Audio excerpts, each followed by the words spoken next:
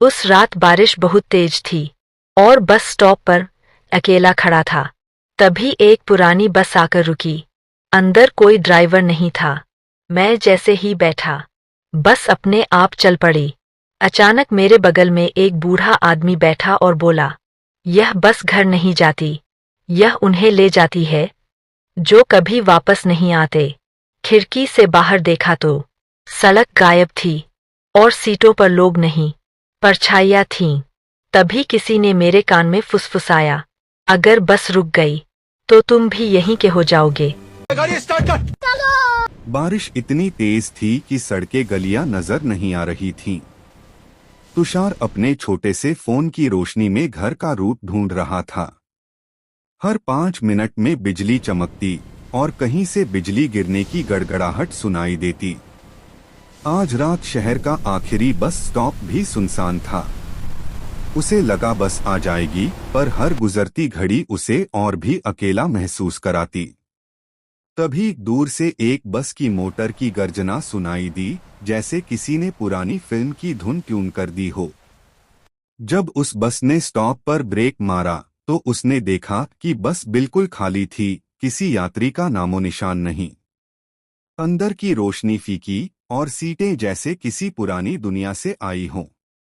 तुषार जैसे ही चढ़ा, चालक सीट पर बैठा कोई नहीं था।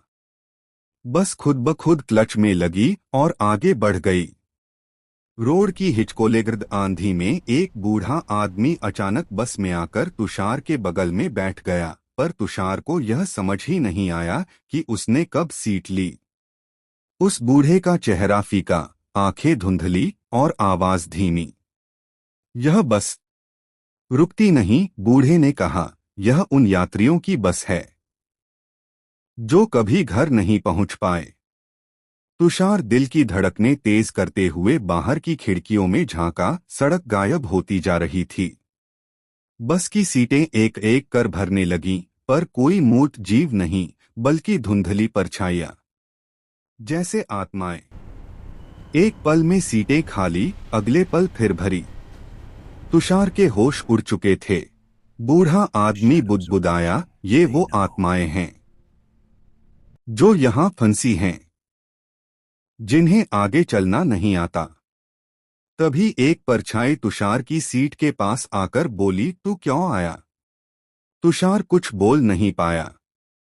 बूढ़े ने कहा, बस कभी भी यहीं रुक सकती है, पर यहां उतरना मतलब हमेशा के लिए रह जाना। तुषार ने दरवाजा पकड़ा, पर बस के दरवाजे नहीं खुले, जैसे कोई अदृश्य शक्ति हर दरवाजे को रोक रही हो। मन ही मन वह बोल उठा, मैं नहीं रुकेगा। मैं घर जा रहा हूं।